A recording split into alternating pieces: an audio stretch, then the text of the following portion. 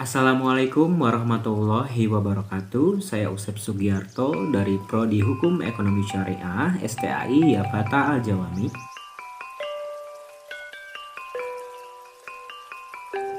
Fikih merupakan hasil dari upaya pemahaman terhadap hukum syara yang bersifat praktis. Untuk memahaminya diperlukan proses ijtihad.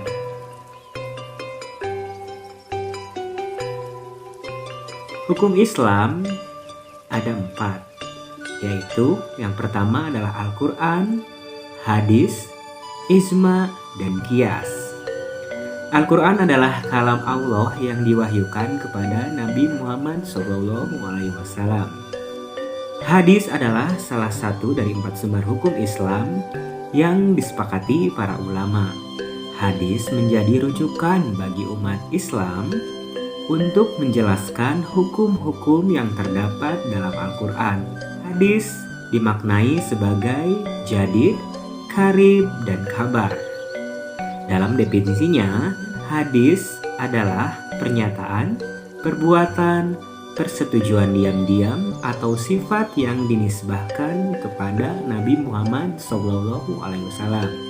Dengan kata lain, hadis adalah segala sesuatu berupa perkataan, perbuatan, persetujuan, atau sifat-sifat Nabi.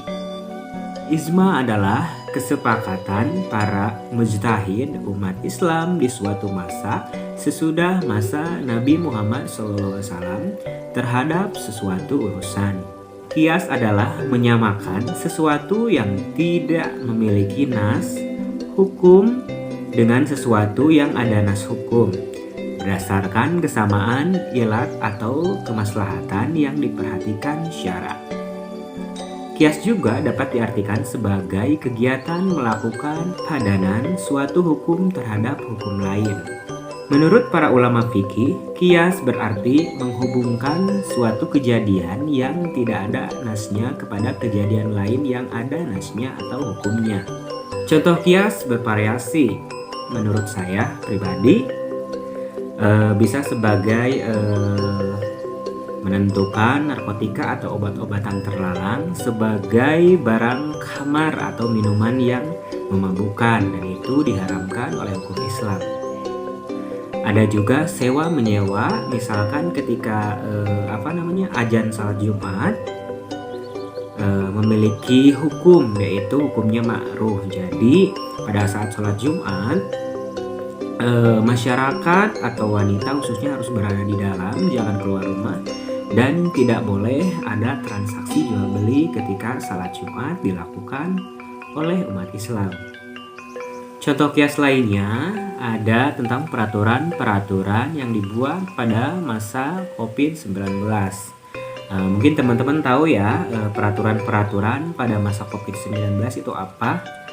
Misalkan harus memakai masker, harus cuci tangan sebelum masuk ke rumah atau setelah masuk ke rumah, cuci tangan pakai sabun seperti itu ya, dilarang berinteraksi dengan orang lain, dan harus karantina mandiri seperti itu ya. Masih banyak contoh-contoh qiyas lainnya. Mungkin teman-teman yang sudah paham mengenai qiyas ini akan paham ya apa saja mungkin contoh-contoh terkait dengan qiyas.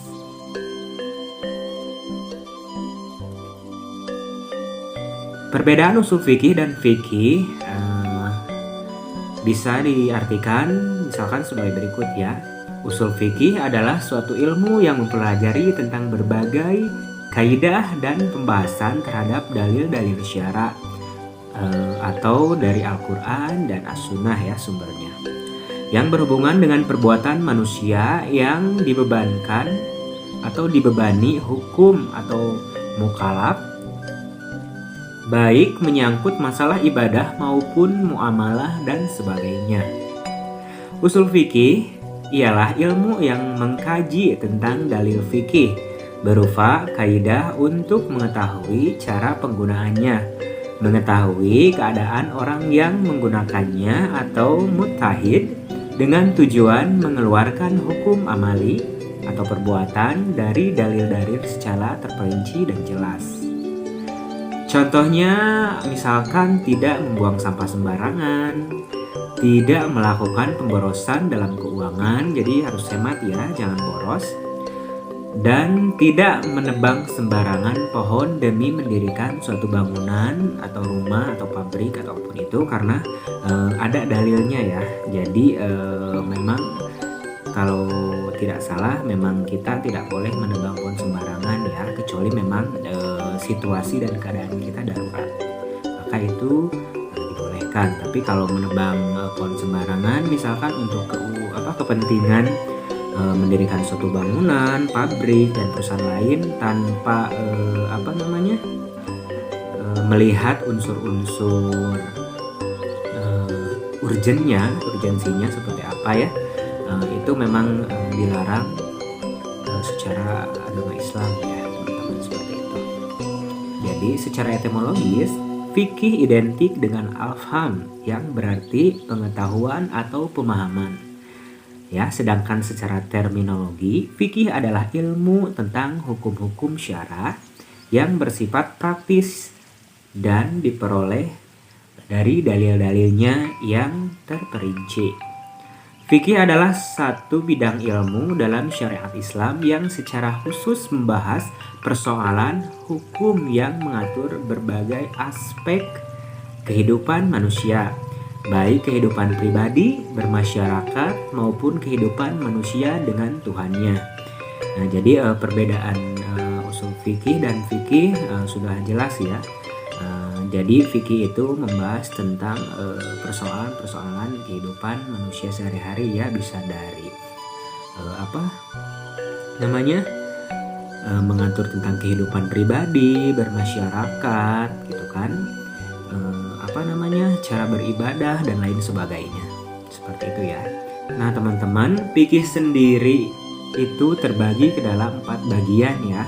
Di antaranya ada fikih ibadah, fikih muamalah, fikih keluarga atau munakahat, dan ada juga fikih jinayat atau pengadilan Islam. Seperti itu ya teman-teman. Misalkan saya contohkan tentang fikih ibadah ya. Fikih ibadah itu berkaitan dengan misalkan tata cara berwudu, pelaksanaan sholat, tata cara berpuasa, tata cara menunaikan ibadah haji, dan ibadah-ibadah lainnya ya teman-teman, seperti itu.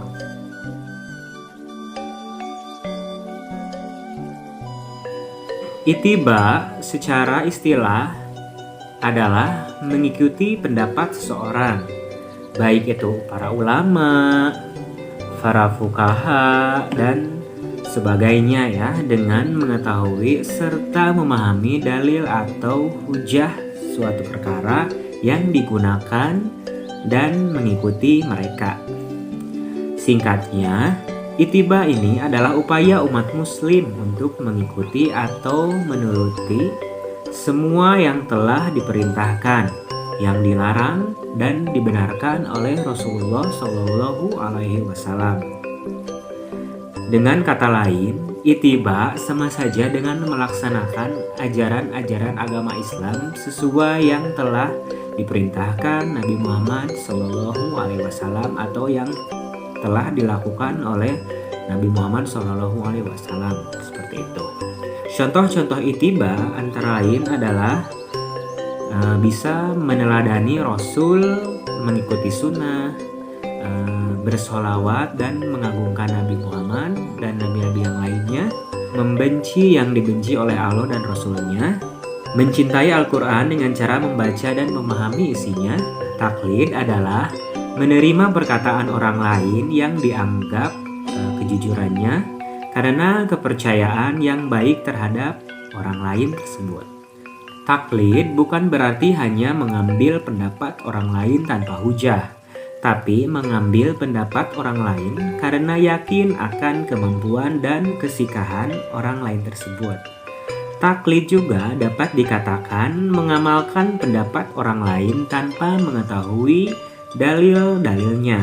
Sedangkan ittiba adalah beramal atau mengamalkan pendapat orang lain dengan mengetahui dalilnya. Perbedaan ittiba dan taklid yaitu terletak pada kalau ittiba kan lebih ke melaksanakan ajaran-ajaran agama Islam sesuai dengan yang telah dilakukan oleh Nabi Muhammad SAW. Kalau taklid itu dapat dikatakan mengamalkan pendapat orang lain tanpa mengetahui dalil-dalilnya. Dalam kalangan masyarakat kita ya, termasuk saya sendiri, sebelum mengetahui arti-arti tentang itiba, taklid, belajar dari orang tua, misalkan contohnya sholat aja, kita kan nggak tahu tuh apa dalil sholat wajib itu memang harus dilaksanakan oleh umat Islam, tapi karena saya mencontoh orang tua saya selalu melakukan sholat, jadi saya mengikuti dan belajar sholat seperti yang orang tua saya lakukan. Nah, seperti itu ya. Misalkan bisa mencontoh perbuatan yang baik ya dari orang tua kita, itu termasuk kepada taklid juga ya.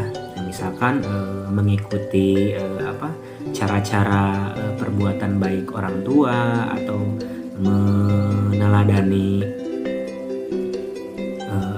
perilaku Nabi gitu, itu termasuk kepada taklid selain daripada itiba tersebut. Seperti itu ya teman-teman. Contoh-contoh taklid misalkan seperti seseorang yang melakukan gerakan ruku dan sujud ketika dia hanya mengikuti pandangan guru ngajinya tanpa pernah tahu dari mana dalil yang melandasinya.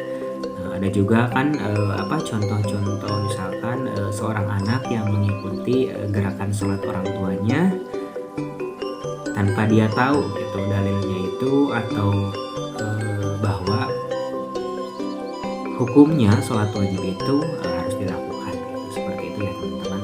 Dan masih banyak contoh-contoh lainnya terkait tentang contoh taklid tersebut. Nah, ada juga pembahasan tentang talfik. Talfik secara harfiah berarti menyamakan atau merapatkan dua ujung barang yang berbeda. Menurut istilah fikih, talfik berarti mengambil atau mengikuti suatu hukum tentang suatu peristiwa dengan mengambilnya dari berbagai mazhab. Nah, secara bahasa, talfik berarti melipat antara yang satu dengan yang lainnya. Sedangkan istilah ini dapat diartikan yaitu mencampur adukan dua pendapat atau lebih dalam sebuah permasalahan yang mempunyai hukum, sehingga akan melahirkan pendapat ketiga yang antara kedua pendapat tadi sama-sama tidak mengikuti kebenarannya. Nah, misalkan talfik itu jadi mencampur adukan pendapat si A dan pendapat si B, lalu muncul pendapat si C tanpa mengurangi maksud dari pendapat A dan pendapat si B. Seperti itu ya teman-teman. Jadi intinya menggali lagi gitu ya, menggali lagi pendapat A dan B sehingga muncul pendapat C yang lebih akurat sesuai dengan maksud dari si A dan si B tersebut. Seperti itu. Nah, misalkan ada juga contoh-contoh talfik. Nah, misalkan dalam berwudu, seseorang mengikuti mazhab Imam Syafi'i dengan mengusap sebagian atau kurang dari seperempat kepala. Nah, misalkan ada juga yang mengikuti tuntunan salat atau cara tata sholat yang dilakukan oleh mazhab Imam Hambali, misalkan mazhab Imam Hanafi, dan juga mengenai tata cara sholat dengan cara mazhab Imam Maliki. Seperti itu ya teman-teman.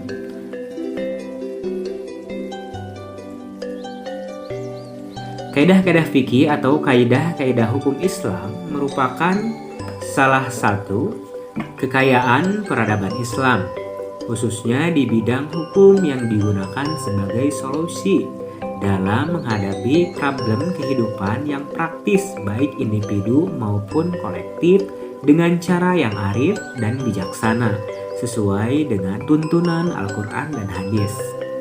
Kaidah fikih adalah generalisasi fikih yang dapat dijadikan rujukan para ulama dalam menetapkan hukum-hukum fikih yang tercakup dalam kaidah tersebut.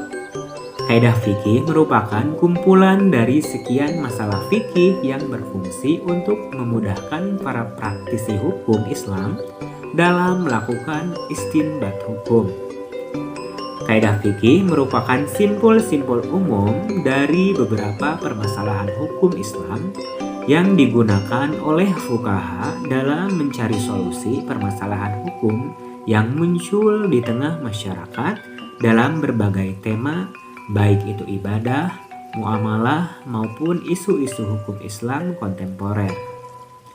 Contoh-contoh kaidah fikih misalkan ada suatu permasalahan, yaitu yang pertama, kaidah ini menjelaskan bahwa hukum asal dalam perkara yang baru adalah tidak ada sampai ada bukti. Sebagai contoh dari kaidah ini adalah misalkan dua orang, misalkan si A dan si B. Nah, si A berhutang kepada si B, lalu setelah jatuh tempo si B menagih si A, tetapi si A merasa dia telah melunasinya. Nah, jika si A tidak punya bukti bahwa dia telah melunasinya, maka klaim si A tidak dianggap karena hukum asalnya masih berhutang atau belum lunas. Dan klaim si A adalah klaim baru, atau dalam kondisi sebaliknya, misalkan tiba-tiba suatu ketika si A mengklaim bahwa si B telah berhutang kepadanya, sedangkan si B merasa tidak berhutang, maka klaim si A juga tidak dianggap gitu ya, karena hukum asalnya belum ada transaksi hutang sebelumnya, sedangkan klaim si A adalah klaim baru gitu ya. Jadi contoh-contoh dari kaidah fikih itu seperti itu ya. Ada misalkan memang perumpamaannya seperti yang saya ucapkan gitu ya. Misalkan si A punya hutang ke si B, terus si B menagih, tapi si A itu merasa sudah melunasi hutangnya. Nah, karena tidak ada bukti, jadi klaim si A itu dianggap klaim baru gitu. Misalkan ada contoh kedua, yaitu kaidah ini menjelaskan bahwa hukum asal sesuatu adalah dibolehkan, sehingga ada dalil yang menunjukkan keharamannya. Penerapan kaidah contohnya adalah umpamanya ada seekor hewan yang sulit ditentukan keharamannya karena tidak ditemukan sifat-sifat dan ciri-ciri yang dapat dikategorikan bahwa hewan tersebut haram gitu ya, maka hukumnya halal dimakan. Misalkan dalam Al-Quran gitu ya, sudah dijelaskan gitu dalilnya bahwa memakan babi itu hukumnya haram gitu ya. Nah, misalkan ada nih hewan-hewan yang memang tidak ada dalilnya gitu, tidak ada dalil secara secara dari hukum Al-Qur'annya. Nah, setelah kita cari ternyata dalilnya itu tidak ada, maka hewan tersebut dinyatakan halal untuk dimakan atau disembelih, seperti itu ya teman-teman. Nah, seperti ya teman-teman, materi yang dapat saya sampaikan. Kurang lebihnya saya mohon maaf. Akhirul kalam, wassalamualaikum warahmatullahi wabarakatuh.